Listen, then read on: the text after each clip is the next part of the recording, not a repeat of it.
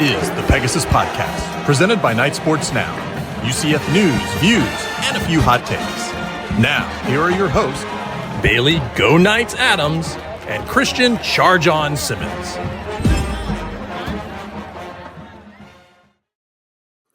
Welcome into episode 253. Be sure you're following us on Twitter at BaileyJAdams22, at by CA Simmons, at Night Sports Now, and at Pegasus Podcast.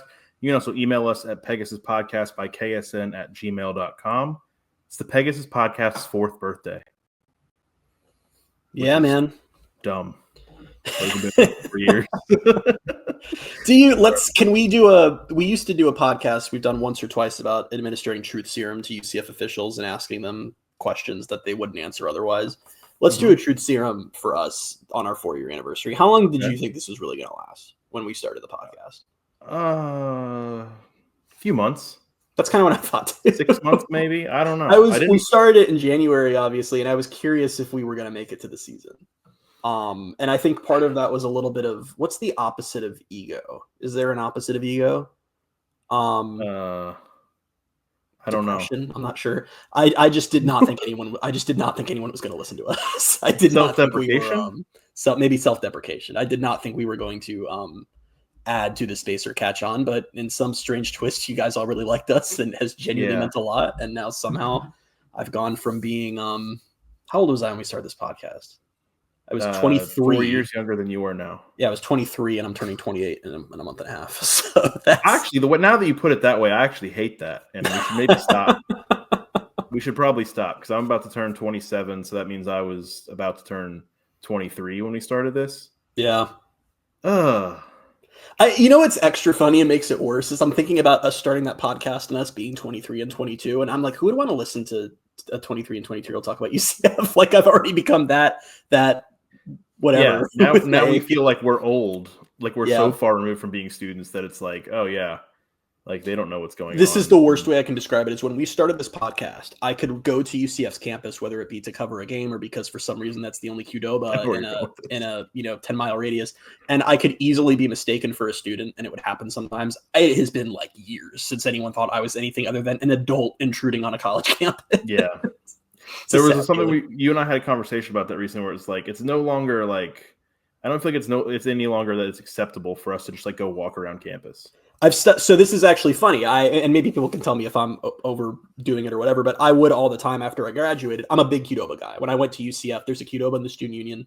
I would eat there literally almost every day. I had an 8 a.m. Spanish class, and as soon as I got out at 9 a.m., I would go get a burrito from Qdoba because that was just... You had an 8 a.m. Spanish class? My only ever period morning class of any kind in college was this one semester I just had to take an 8 a.m. Spanish class. And guys, I took Spanish for years in high school and then years again in college. I know how to ask for a cheeseburger. That's where I'm at. But I love Qdoba. That seems very on brand for you, actually. Yeah, that's all I have. I learned I was really good at the foods. Like I could know the foods really well, and I could know the capitals of the Latin American countries. And then they'd be like, say a basic sentence, and I'd be like, give me a seat. But yeah, so I would go to Qdoba all the time on campus after I graduated because it was just the only one around here. So and over the last couple of years, I've stopped because I'm like, I feel weird about doing that now. Which is probably just walking into the union is just like an adult. Yeah. I don't know. It just feels weird. Yeah, I guess that part of it is more. It feels weirder. Like if you just go like get a walk in, you're just like I just want to go out for a walk and like walking around campus. I feel like it's okay to an extent, but yeah, I guess going into like student occupied spaces on just a random day, that is like that's what does it. It's a game day, fine. Right. I think it's totally normal for an alum to go walk around campus or drive around. It's something very specifically. It's like I'm walking in. I feel like I'm like that. How do you do, fellow kids? Mean like just everyone's like studying, hanging out between classes, and I'm just this guy who's like, I would like a burrito, please. Like the person behind you in line is like 18 years old and is just like getting ready for their first college class, and you're like, oh, I have a decade younger than me. Yeah. So now my only Qdoba options are I can buy a ticket at Orlando International Airport and go through the gate to get to a Qdoba, or I can drive to Maitland's. So those are my Qdoba options. I don't know how we got there from this being our anniversary, but yeah. I mean, we're going to keep going because one of the wilder moves, I think, I remember when we were flying to, where were we flying? What did he tell me? Was it, I was about to make that joke. I don't remember what trip we were going on, but one of the trips where we both flew out of Orlando, I think we had like a 9 a.m. flight, and you got Qdoba for like breakfast, and I was like, I feel like I could not eat that for breakfast. I mean, my stomach's also, we've been over this on the podcast, and my stomach is just horrible. But yeah, I was like, whoa, I respected the move of like going to Qdoba at like 8:30 in the morning. You've seen us advertise Olive Garden on this podcast for free. Now you're seeing us advertise Qdoba. We're just. I was surprised it was open in the airport that early. I was pleasantly surprised. I think that was when we went to Louisville, if I remember right.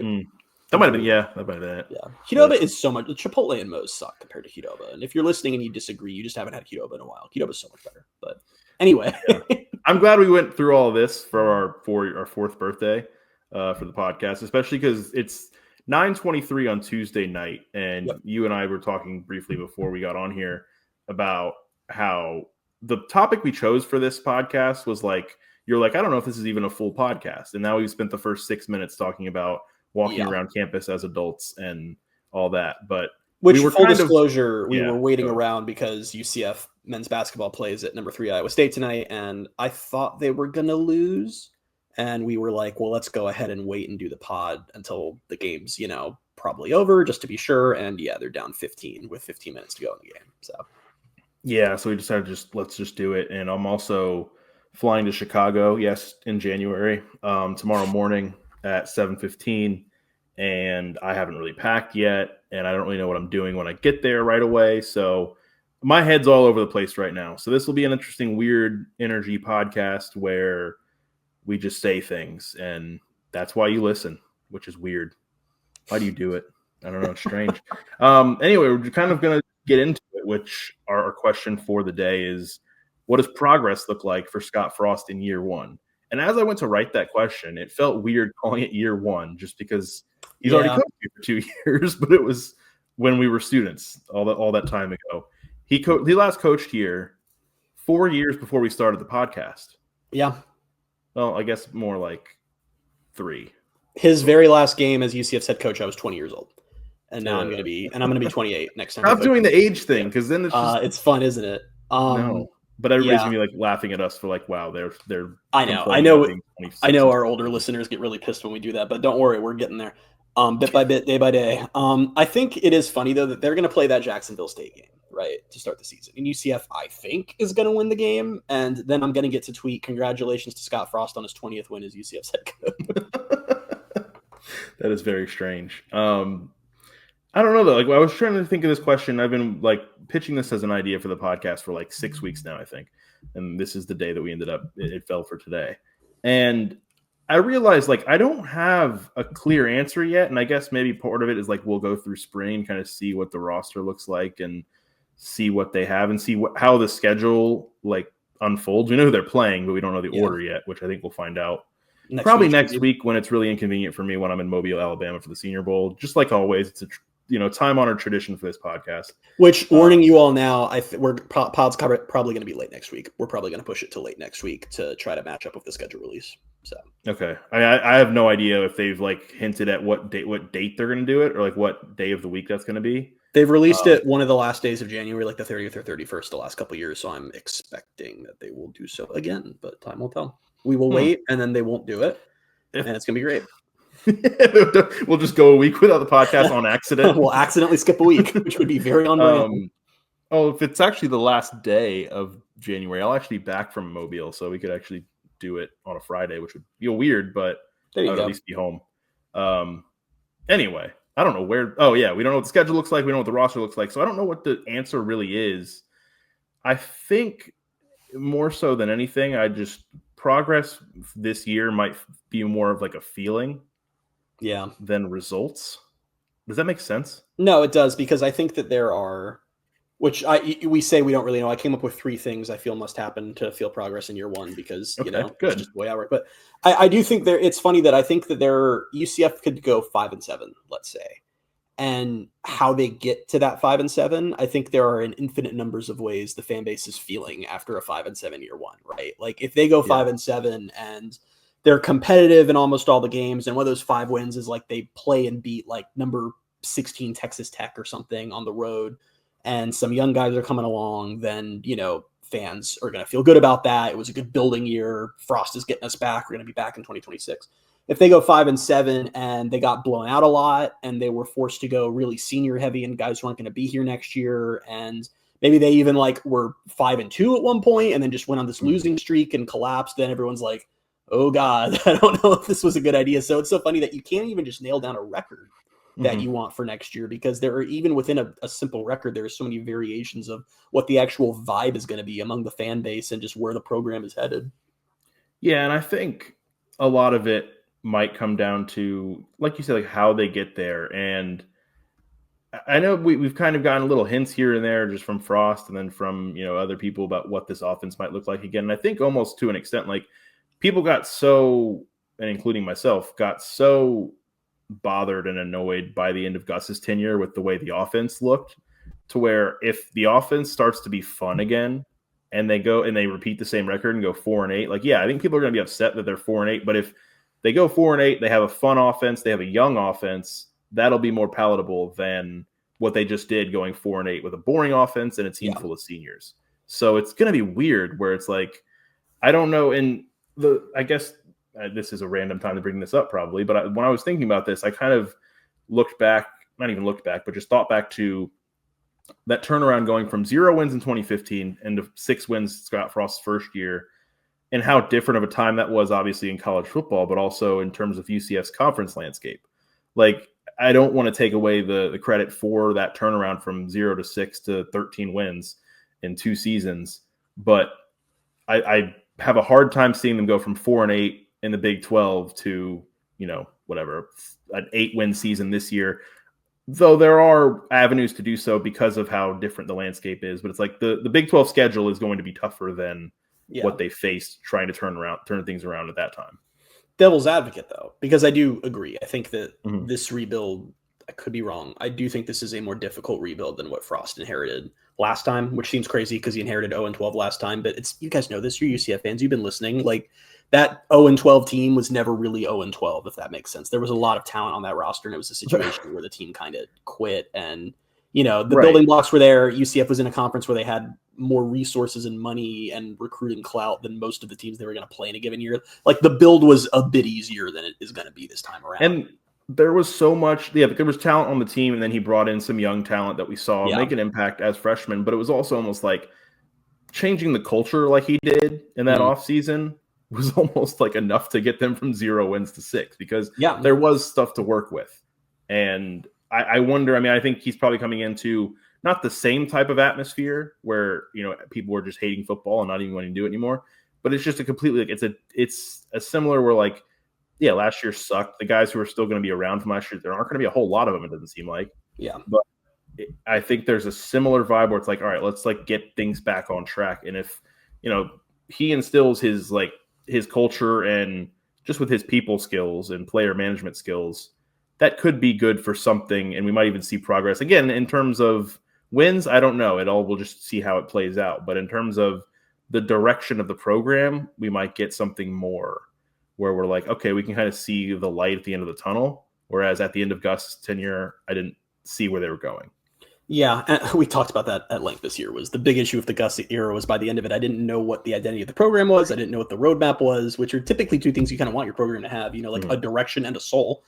But I the thing about Frost that you talk about the culture that is interesting is that I don't like, the culture was really, the players rejected O'Leary's sort of old school approach that just didn't work well in modern college football, and things kind of fell apart, and Frost was able to fix that. I don't think, like, I'm curious because it can go one of 2 ways. On one side, I almost wonder if there will be a little more friction against whatever Frost does this time, because I don't think that we've heard nothing of the culture being bad under Gus. In fact, we've heard the opposite. Like, I don't think this was an unhappy locker room or a team that just hated him and wanted to move on. I think there was some of that, but I think for the most part, given how bad the team was, they kind of stuck together. But on the flip side, I wonder if Frost will have an easier time resetting the culture, because to your point, it's going to be largely a new team. There's not going to be a lot of guys who were here last year that are going to be back. I mean, and that also builds on the point of, I don't know if maybe this is there's room for a faster turnaround, to be honest. And you never know, as we've established with guys like KJ, but I think the portal additions they've brought in have been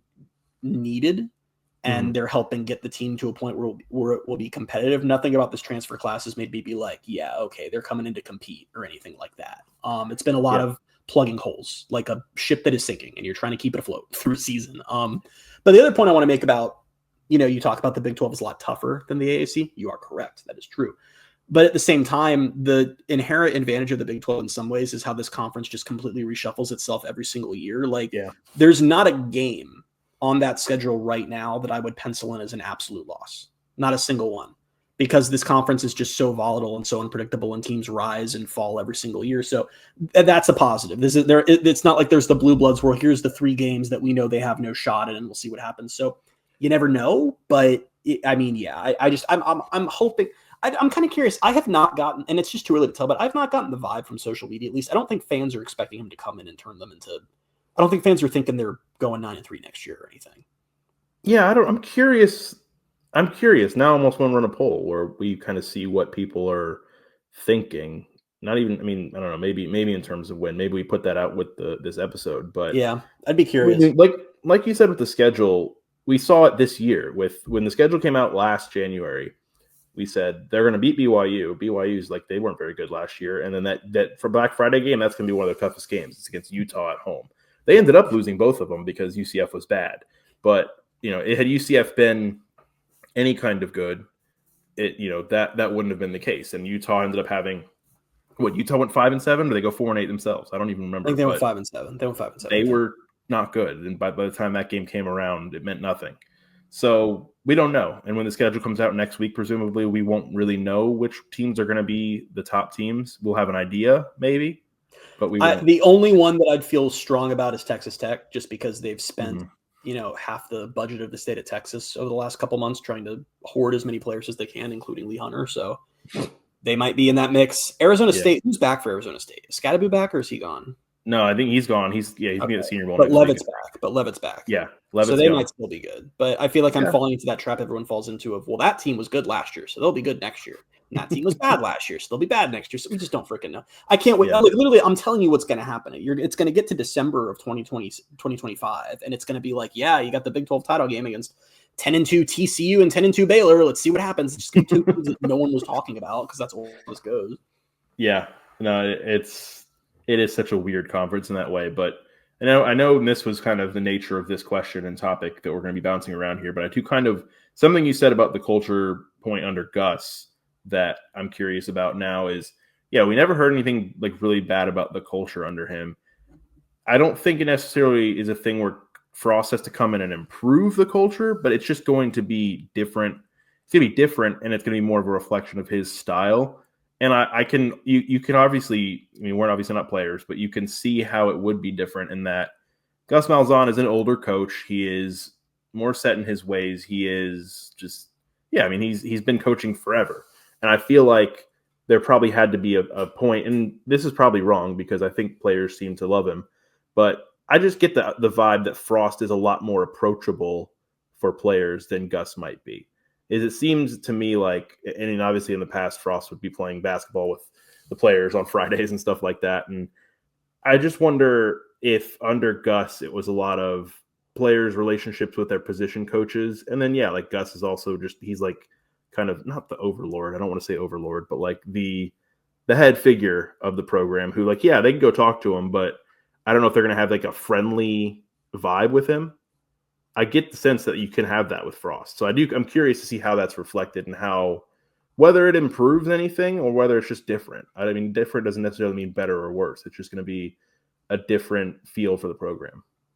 Yeah. I think that it's interesting because, let's talk about how let's just talk about player relationships. And I think it's no surprise or no secret, because this is how it is for a lot of people that, Gus had different relationships with different position groups. Obviously, it seemed like he was always closest with his quarterbacks, which isn't surprising. But I really got the recruiting strategy under Gus was, at least early on, was they'd have the position coaches would build these relationships and they would talk to the guys and, evaluate them, recruit them. And then Gus was like the closer, because he was such a name. And then they usher the player into his office and here's Gus Malzahn to talk with you. And it worked. Players would give interviews about being kind of starstruck by him. And UCF did a very good job of kind of setting up that expectation of sort of building up to that moment. So it gives it a lot of weight when, you finally, have that happen.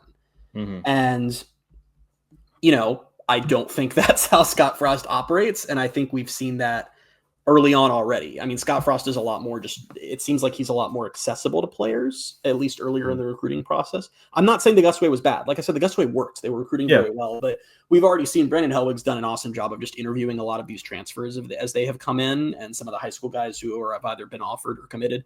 And what struck me is offensive guys, defensive guys, what they've all talked about is their conversations with Frost.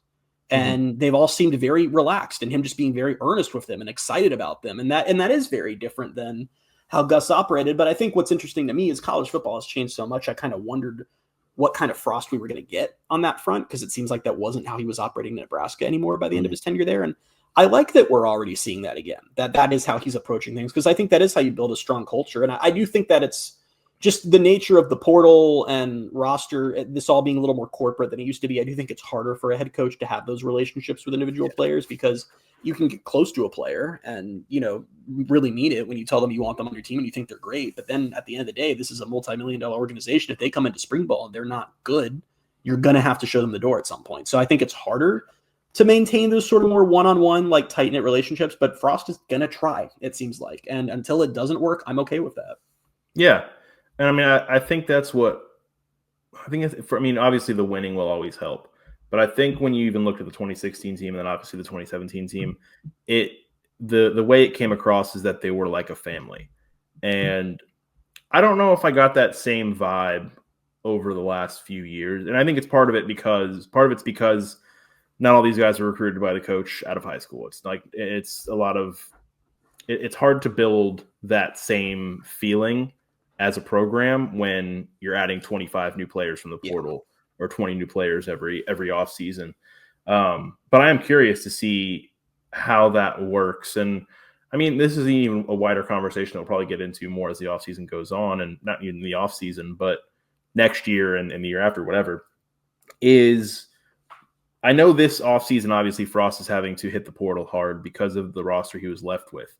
I'm curious to see what his and his staff's strategy with the portal will be as they try to keep building from year to year. Yeah, because I mean they are going to have to work with what they've been given here, obviously with this roster, and it might even bleed into next year where they might have to bring in a lot of transfers again just because of what they were left with, previously. But I'm curious to know how it'll differ from what they did under Gus, where they obviously recruited high school a lot, and they recruited high school very well. But then it also seemed like they brought in a ton of transfers every offseason. Yeah. It was a team of transfers by the time it got to the season. First off, really quickly, before we get too far away from the other thing, Brandon Hellwig interviewed Cole Kozlowski, the linebacker from Colgate, and Kozlowski talked about, in the interview, him talking with Gus. And he said, quote, with Frost, not Gus. Sorry.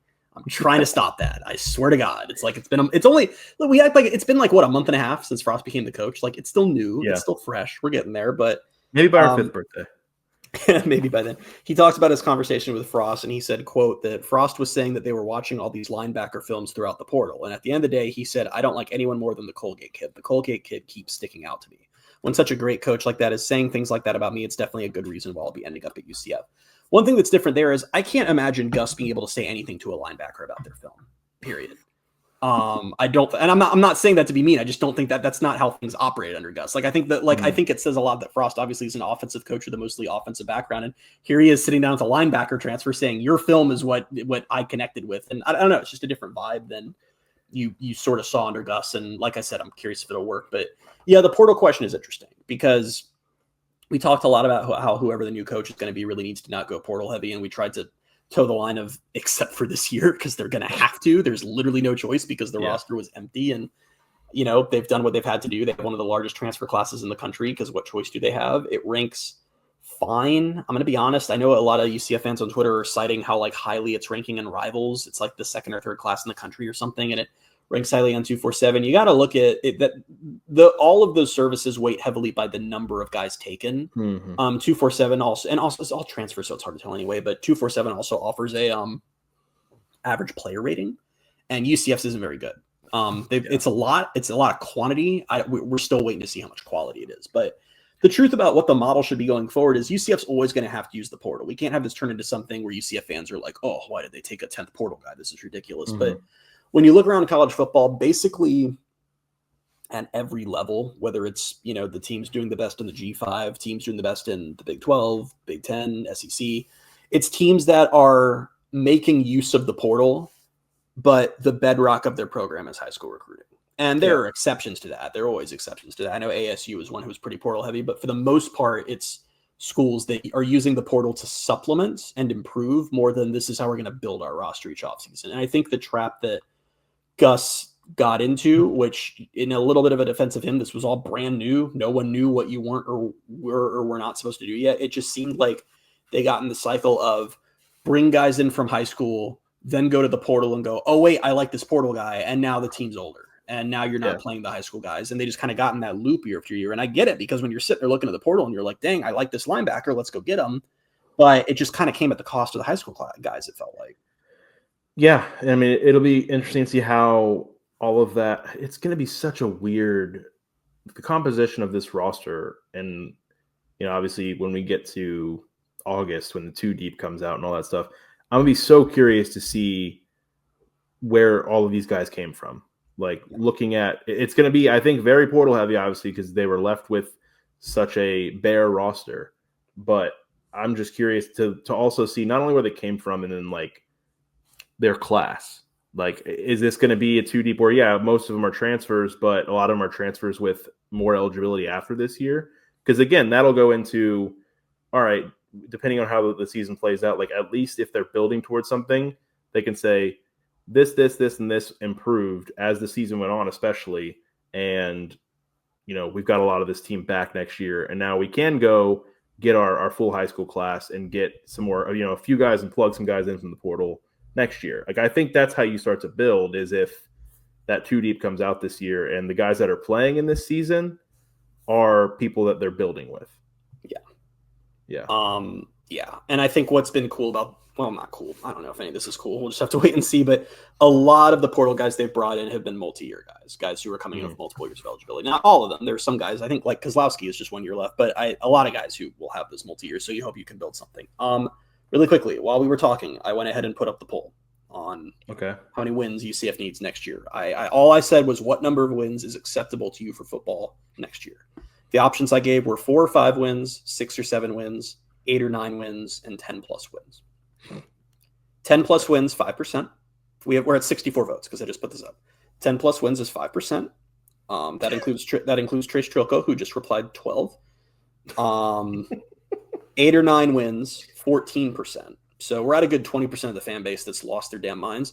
Again, with my sample size of 64 people, like this is like a couple classrooms of people, and I'm like, yeah, we got this. 6 or 7 wins, 66%. 4 or 5 wins, 15%. So that's where we're at. Okay. I mean, if you voted 8 or 9 or 10 plus, okay. You just want to be sad all the time. I don't have to tell you. Yeah, you're setting yourself up for a bad time. Someone just replied, bleed black and gold. I think this is exactly where I'm at. They just replied 4 to 5 is acceptable. 6 to 7 would be nice. I think that's like pretty much. I think that's reasonable. Yeah. I think like obviously it's a poll and you can't add in all this other stuff, but it so much of it will depend on how they get there, and that's why I feel like it's some of it is, what's the word? Don't know what the word is. Okay. Well, neither do I. So no, cool. All right. Qualitative. It's not quantifiable. Some of the progress that I'm looking for, as far as like building towards something. Yeah. And I think a big part of that will be, what is the quarterback picture going to look like by, week 8, week 9? Is it time for me to give you my 3 things?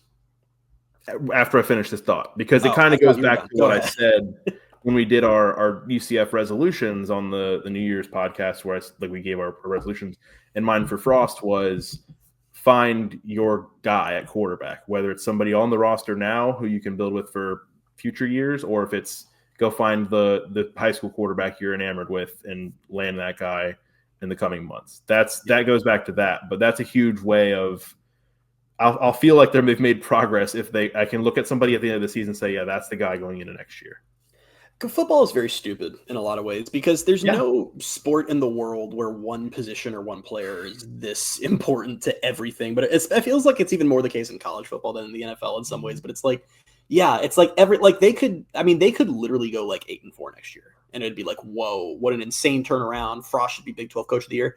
And if it was with a quarterback who like wasn't very good, everyone's just gonna be like, like going into the next season. They're gonna still go into next season thinking like we got to figure out quarterback. Yeah, like, can't be the same guy probably.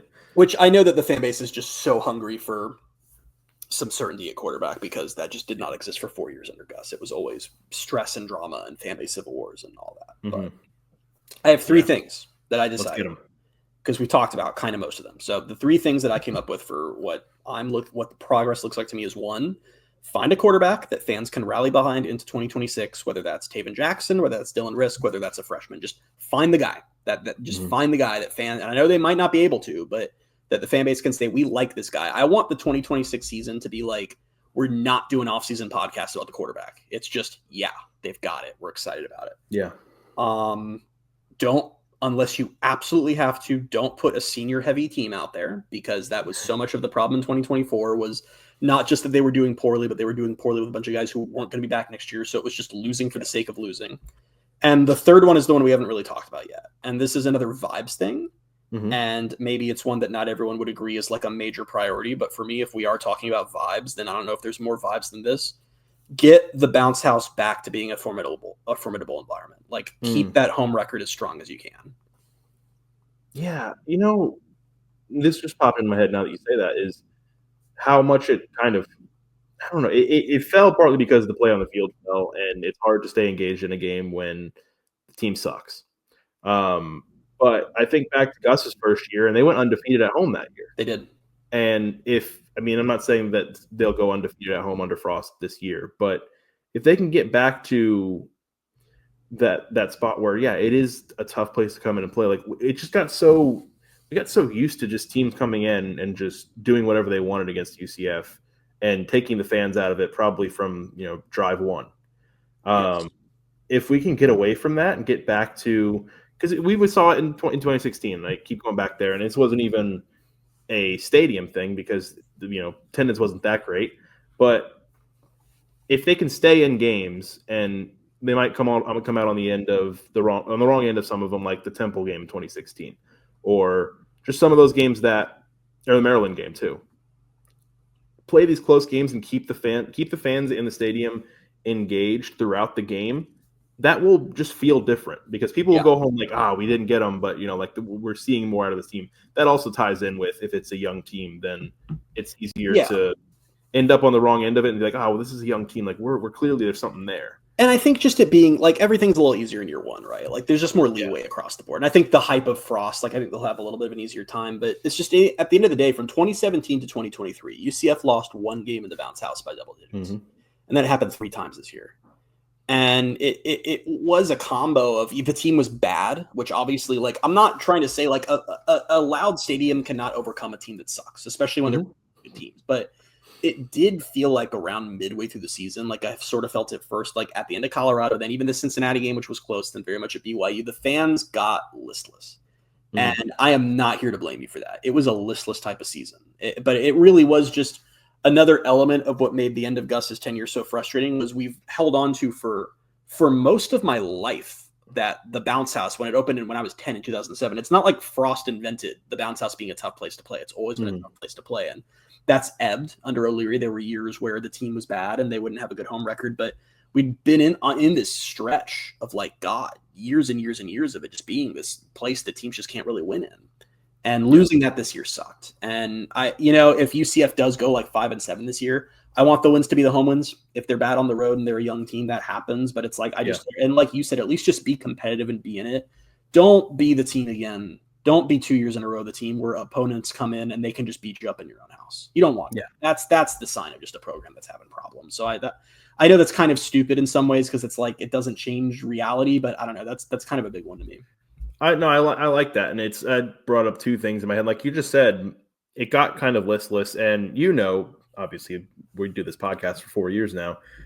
I'm a diehard. I would consider myself a diehard. I was getting to the point where, like the BYU game and especially the Utah game, wasn't really looking forward to going to the game. I was looking forward to like hanging out with you, coming to Orlando, seeing friends and stuff. Just once kickoff came around, I was like, I just want this to be over. Yeah. And I don't like that feeling, and I don't want that feeling. And I'm imagining if I'm feeling that, plenty of people are staying home because they don't want to go out there and just have a boring game with a boring team that can't do anything and is bad. Go ahead. I've talked about before. I have a wide range of UCF fans in my life. I have, friends who are like, well, no one's really like us, but I do have friends who are like us, are insane. I have friends who at literally every level. I have friends who know the head coach and the quarterback. I have friends who catch them. Like I have the wide spectrum of UCF fans. And yeah, a lot of the ones who were farther on the spectrum of like season ticket holders and stuff, they weren't going to games by the end of last year because it just wasn't fun. And if your life doesn't revolve around this team, like if you're listening to this pod, like obviously you're a very big fan, but most of that stadium isn't filled with people who wake up thinking about UCF and go to sleep thinking about UCF. And it's easier for those people when the team isn't good. You don't put yourself through that. You just go, I don't have fun doing that, so I'm not going to spend my Saturday on that. And that's it. Yeah. No, that's absolutely a huge part of it. And the other thing I thought about when you were saying that is, especially with the teams coming in and beating UCF by double digits in the bounce house, like that got bad itself, but and we were spoiled for a while, obviously. And this has come up before. And I've actually, it's funny this came up on this podcast because I was looking at some notes I have in my phone, just old ones. And I saw one that just said UCF games. And I was like, what is that? And I clicked on it, and it's the list of all the UCF games I've been to and the results. And I can keep because of that, because I started going to school there in 2016 and I never went to a game before that. I have every game I've ever been to. I have my whole record of what I've seen, and I have it year by year. And it has gotten most of the games, obviously, we've traveled to one per year for the last few years. And actually they've been winning the road games, but most of these are in the bounce house. And obviously 2016, it started, I saw them, the games I went to, they were 3-5. Those were all at home except for the USF game. So I did go to the USF game. Then it was 8-0, 9-0, 7-0. 2020 was 1-0 because we went to the USF game during the COVID year. And then 2021 was 6-1, but it was 6-0 at the bounce house. Like we said, Gus and that team, they went 7-0 at home. I missed one of the games. And then it went to 7-2. And then it went to 3-3 with a road win. So 2-3 in the bounce house. And then it went to 3-2 with a road win. So I've gotten more used to in the last 3 years, especially going into the bounce house and then walking out a loser. I didn't know what that felt like for several years. And that was crazy to me that all of a sudden, like by the time I would go into the bounce house later this year, I was like, yeah, they're losing today. Like I expected it. And that was a wild change of feeling to what it used to be. And I don't want to imply that we're so dense that it's like what happened those 2 years? Well, they moved to a power conference. So they were going to lose more games, but 2023 did pretty good at home. They went 4-2. They were competitive in all of them. And so it was comfortable to say the bounce house advantage stayed. The crowds were louder than ever. People were into the games and they did well at home. So just the bottom falling out this year and watching the crowd lose interest and watching the team just be uncompetitive and realizing that playing at home just wasn't really any kind of advantage for them anymore. Just sucked. It wasn't fun to go through. Yeah. I mean, getting that back would be huge. And that's why, this almost sets up well for them to release the schedule next week, because then we'll actually get to see how it all will play out. Well, we do know that. Should we just say what the home games are? Because go ahead and do that. But yeah. So the home games are Jacksonville State, barn burner. Jacksonville State's an interesting. I'm not calling them a fake game because they won Conference USA this year, but then they also lost their coach and most of their players. So I'm assuming that will not be a tough game. North Carolina A&T, that is a fake game. North Carolina, decidedly not a fake game. With Bill Belichick in the bounce house, a thing that for some reason will be occurring. Him and his unsigned contract. Okay. Not to all right, really quickly. I know not everyone follows college football. That's perfectly normal for a coach to have a signed contract. I'm really sick of, I enjoy On3 for the fun graphics, but sometimes weren't they one of the ones who posted there's reports that Bill Belichick's contract isn't signed. It's like, yeah, that's how this goes. That's how this always goes. They usually sign like a memorandum of understanding or something, and then like the long form contract, like a term sheet. It's like perfectly normal, but whatever. And so then we got Jacksonville State, North Carolina A&T, North Carolina, and then the conference games are Houston, Oklahoma State, Kansas, and West Virginia. I'm dumb. I'm really dumb, man. Just forgot. Are you what? Go ahead. I just forgot what the state of UCF football is right now, and I was like, all those games are pretty winnable. I literally just heard them all, and I'm like, Houston, Oklahoma State, and Kansas. Interesting. No. That's bad. They are going to die on the road. The road games are at Baylor, at BYU, at Cincinnati, at Kansas State, and at Texas Tech. Listen. No. There were a couple of those that I think they could win. Cincinnati. Is this Satterfield's year to get fired? I don't know, honestly. I mean, because they look like they were going to be. They were much improved this past year, and then the bottom fell out for them. They went. I think they went from 5-2 to 5-7. Yeah. Yeah. Not great. We were having podcasts where I was like railing against Gus because I'm like, Cincinnati's made all this progress. Yeah. I don't know. Yeah, I mean, Houston, I don't know. I'm not. See, this is what we're doing, Bailey. This is what we're doing because we'll do it for the next 7 months. They were bad last year, so they'll be bad this year. Do you really think in year 2, Willie Fritz is not going to have Houston competitive? They were competitive this year. That's what I'm saying. I'm looking at this and I'm like, Houston, they suck. It's like Houston might win like 9 games next year. We also just had that conversation about we kind of lost a little bit of the bounce house feel. I'm like, yeah, but Houston's not. Even if they are competitive this year, they're not coming to the bounce house and beat UCF. So when was the we're last not time smart. Houston won in the bounce house? I don't know. They lost. When did they last play in the bounce house? Was it 2019? 2023. What? They played at the bounce house? Oh, right. Yes. Sorry, I wasn't even at that game. And I forgot. Yeah, UCF with a blackout with the chrome gold night head on one side of the helmet. 2023, 2019. I'm pulling it up. Hold on. Okay, all right, good. We got it. All right. Or something. 2015. Oh, Should have put that together. Yeah.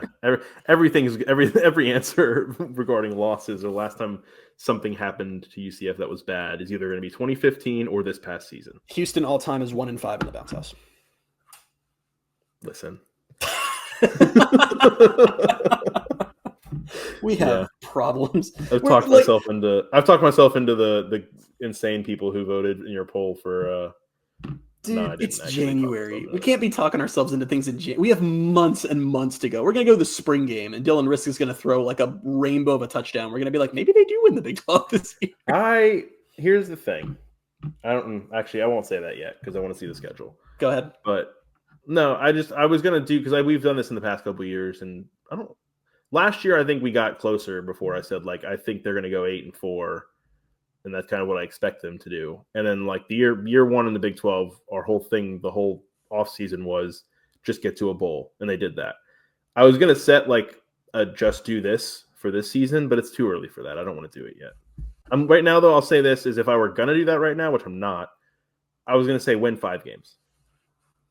But if they win 4, it depends. It depends on how they get there. So that's why this question, which is now turned into 42-minute discussion, it is very interesting because I don't think there's a defined answer. I don't think there's a definitive answer of, this is what it looks like. This is what's going to happen, or this is what needs to happen because even the 3 things that you mentioned, I guess they're kind of quantifiable, but some of them are just a feel and a vibe, and also not completely under their own control. So we're going to get to probably November, December, and then we'll have the conversation again. Was did they make progress this year? That'll probably be an interesting conversation itself. So yeah, I don't know. I'm gonna be totally real with you. I didn't hear a lot of what you said. Oh, good. But it's okay. It was more for the listeners than me. Sorry. We'll peel back the curtain. My father has been texting me trying to book a vacation for the summer while we're doing this podcast. And I've been balancing that really well, but I have a thing. I saw you at one point shake your head, and I was like, "What is he reading right now?" And then one of the other times I was talking, I saw you staring down at your phone the entire time. I'm like, I don't know. I'm sorry. I've at no point told him I'm recording a podcast. I'm trying to just keep it, and I was letting it just kind of go, and I'm like, whatever happens, happens. But to peel back the curtain of my life even more, I will not fly on a 737 MAX, which is the planes that keep crashing. So I was and he was like, I'm booking a plane. He just I just saw the text and he goes, all right, I booked the flights. Then after that, he goes, what's the plane that you won't fly on? I'm like, I swear to God. So I had to dive into that, but we're good. Great. I can't wait for your dad to listen to this part of the podcast. I love teaching our listeners how insane I am, but I will not get on those planes that kept crashing. But whatever you said, I'm sure it was good. I'll probably be on one tomorrow morning. Do you not check do you just, all right, because not everyone's insane. It's just. Yeah, I mean, I don't really know enough to be like, oh, I can't fly this. So what airline are you on? We don't have to do this on the podcast. Okay, yeah, let's not. Let's not talk about the likelihood of my plane tomorrow morning crashing. That's not. You'll be fine. Unless it's a MAX. I don't know. It's a little risky. But wow. Okay, I gotta say this now because we brought this up and because you made that joke. It would be bad, like for this to be on the internet. If like your plane crash? Yeah, no, Bailey, your plane crashing would be bad for a lot of reasons. I know that, but I'm just saying, like we're like joking about it, and then like there would be footage of 9 hours before my flight taking off of you being like, "Oh, your plane's a bad plane." You'd be one of those stupid Twitter accounts that's like whatever, and it's like tragic in all caps, and it's like podcaster hours before flight expresses confusion that some planes are bad. God, I hope no one listens to this podcast on a plane. I didn't think about that. Oh, I hope not. You'll be fine. Don't worry. But yeah, I was waiting for you to say unless. No. You'll be fine. Don't worry, unless. I'm sure we've talked about on past podcasts since we traveled games. I'm terrified of flying. I just do it all the time because I like going. I'm literally going to be on a plane in like a few weeks. I love going places, so I tolerate flying, but it is the worst thing in the world to me. I do not believe we as human beings were meant to be put in compressed metal tubes and hurtled through the air at insane speeds, tens of thousands of feet above the ground. I don't feel like that's our natural state. I don't like being up there. But it's such a weird feel. Sorry, this is dumb that we're doing this on the podcast. It's such a weird feeling because it doesn't feel like you're going that fast. Does it feel like you're going faster on the highway? No, well, yeah, kind of. Okay. Maybe you can see like the other cars. You're going past other cars. The other cars are going past you. Have you ever looked out the window and seen another plane going in the other direction? No. That's when you realize how fast you're going. Okay, it's like, I don't think. Anytime I look out the window, I don't think I ever see other planes. I don't feel like I don't know. That's because you're not like me, face pressed against the window looking for signs that something's going to go wrong. One time I was looking out, it was I think a flight back from Louisiana a few years ago, and I was on Spirit, so I already had like preconceived notions in my head, and I just kind of forget how like planes work. I don't know anything really about how planes do work, but I'm looking out the window and I see the wing just like going up and down, like doing like the wobble, and I'm like, that doesn't look right. And I'm like, I'm sure it probably is fine, but it doesn't look right. Yeah. What always bothers me is I rationally... I love that we're doing this on the podcast. We're 46 minutes in it, so you can fast forward and stop talking about planes. I rationally don't... Like, what happened? UCF lost 108 to 83. Okay, we'll forget the planes. The one thing I'll say about this basketball team is I'm not like out on them because that would be kind of crazy for them to lose to the number 10 team in the country by a point and maybe like, get them out of here. That does suck. They were that close and just, which they benefit. I'm assuming they're going to lose the benefit. Now they still benefited from it. They moved up in net. Lunardi put them as a last forward team. Like they benefited from that game. This is the second time when this team realizes they're not going to win. They do just quit. Like they do just absolutely quit, which is unfortunate. It also is and I guess that's part of it is we're just talking about basketball now that we talked about this on the Sons of UCF Live on Thursday. Like, they're offensively one of the better teams Dawkins has ever had. I think maybe the best offensive team Dawkins has had. The best. Their defense is the worst he's ever had. And it's a coach that, obviously they've been more of a defensive team under him. So it's just funny that it has flipped completely. And now they're giving up 100 plus points and scoring 80, but giving up 100. So anyway, were we done with football? I don't remember where we left, honestly. Yeah, I think we've said what there is to say at this point. I think we can probably wrap it up. I would love for someone to summarize what we just talked about because it was a lot of bouncing around, but I thought we made some good points. Yeah, I like having this. Is what I like about the off season. It was the perfect 4th birthday episode where we just said a bunch of stuff. A bunch of stuff, no real outline. Talked about planes for a while, and that was pretty much it. But yeah, no, I mean, it's sometimes because I'll get stressed sometimes, right? I'll think about next season and what if it's bad? What if planes? Yeah, I have to get on one. It's scary. But every time I ever get like a little too stressed about next season or how things are going to go or how the fan base is going to react to things, I just remind myself that Gus could still be here. The reality where Gus is still the coach. And how can you imagine what a bad state we'd be in if after that season he just stayed as coach? And the recruiting I don't know if we would have made it to our 4th birthday. Might have been it. Might have been done. If we would have gotten a graphic that said Gus Malzahn's like remained committed to UCF, I might have told you like we might need to put the podcast on hiatus. There are no people in the world I have greater respect for than the folks who covered the team and put out content during 2015. Because my first season covering was 2016, and I can't even fathom like what were you talking about in like week 9? Like what was the discussion at that point? Probably planes. Probably planes. Just dumb stuff like just getting through the weeks. Yeah. man. All right, let's get into the quick football news. UCF got one more commit. Charlotte wide receiver Dwayne Thomas Jr. Played a bit as a freshman at Charlotte in 2023. Didn't play as much as past year. Couldn't really find the reason why. I think he played fewer games. I don't know if there was an injury or what there, but not a lot of information on the Charlotte wide receiver. And then RJ Harvey was nominated by EA Sports to be one of the CFB 25 stars of the season, which you can go vote for now and continue to vote if you can. Yeah, that's it. That's it for football news. Senior Bowl is next week. That'll be fun. 3 UCF guys at the Senior Bowl, as well as me, so 4. I don't count. I have some questions for you to ask them. Wait, are we going to do that now? No. Oh, okay. All right. Game of the week. Speaking of UCF men's basketball, so they are now 12-6, 3-4 in the Big 12. They will be back home on Saturday hosting TCU, who is 10-7, 3-3 in the Big 12. TCU plays at Kansas on Wednesday night. I think it's at Kansas. They play Kansas on Wednesday night for sure. So a tough game for them, which they'll be presumably losing. Maybe they'll win it. I don't know. But if they lose it, both these teams are going to be coming into Saturday's game at 4 o'clock, looking to bounce back. Hopefully UCF can get the win, get to 13-6, even their conference record back up. It's really going to be, it might just be an up and down, win a conference game, lose a conference game, win one, lose one. I do think that TCU game is as close as they're going to come to a must-win this year. I really do think you need to right the ship with them how you can beat. I didn't realize this. Chris Boyle this is Iowa State's 29th straight home win. Oh, and I mean, nope, never mind. That was Houston. Never mind. I'm going to say a stat that just wasn't true. Okay. So I won't do that. Tweet of the week. A, you're not going to like, and B is not a tweet. Tweet of the week. I know Instead, exactly where this is going. We're going to do comments made on Sons of UCF Live this week. Bailey was lucky enough to host co-host Sons of UCF Live with Trace. He had a good conversation with Dredrick Snelson.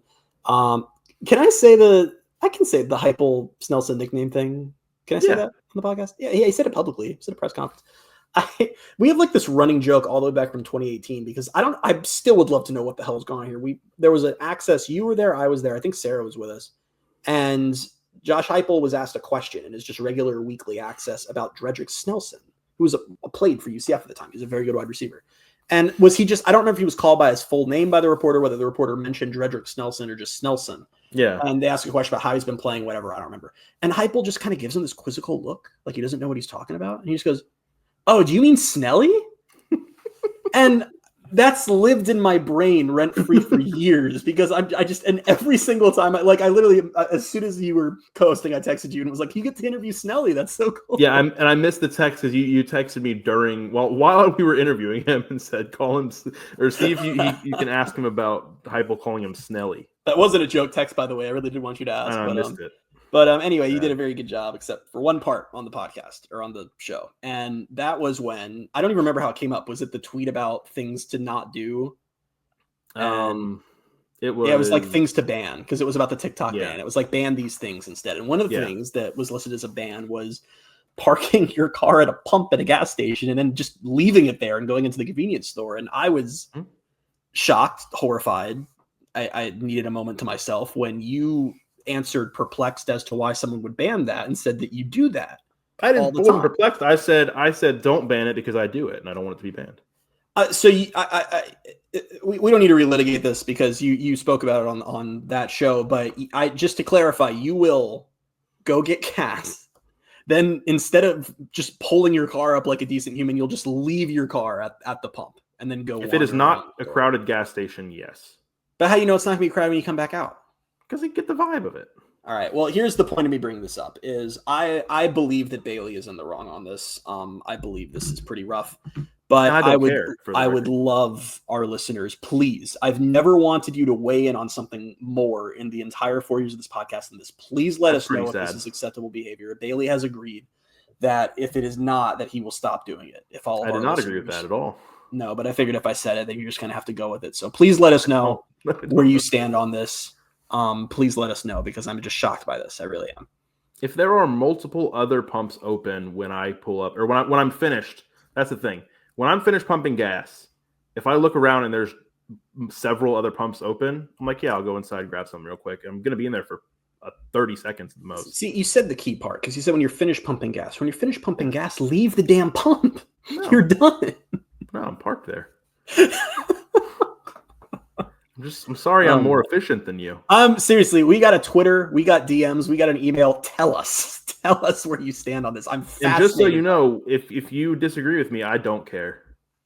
That really has been the vibe of our podcast for 4 years, so I feel like that track. Yeah, that's true. If we had a catchphrase, it would be that. Project. If you disagree with me, I don't care. We should make merch. It's just our logo. If you disagree with me, I don't care. Be great, yeah. But anyway, thank you guys for listening to us for 4 years. That's the entirety of a college. I don't know what the word is. Time in college. Time in college. It's a presidential term. It's a presidential term. Wow. Yeah, that's weird. Because we would have done our first episode like right after the inauguration. Yeah, it was like a week later. This is a full time in high school. 4 years is a long time. Yeah, I'm questioning life itself. You think we'll actually do something for the 5 year? Because 5 years is a big one. We'll birthday music something. Yeah, we'll do something big for it. I'm sure. Yeah. It'll be great. But yeah, until next week, which we'll be back next week presumably, unless we accidentally skip a week because they don't release the schedule. What happens if they do that? If they haven't dropped the schedule by Friday, we'll just do a podcast on Friday. That's not. We'll just do an episode of let's just talk about. We could run it back with making our own schedules. That was fun. That was a great idea. Second worst podcast we've ever done. We had a bad run of podcasts last off season. Couple rough. No, that was 2 off seasons ago. That was 2 off seasons ago. Yeah, those are our 2 worst podcasts by a mile, and they were both. There was another one. So. What was the third one? There was a third one that was really bad. I don't know. Most of them have been really good. So Yeah, we'll be back next week, presumably at some point, with episode 254. Until then, you can find us on Twitter at BaileyJAdams22, at @ByCASimmons, at Night Sports Now, and at Pegasus Podcast. Thank you guys so much for being with us, and we'll talk to you next week. Bye, everybody.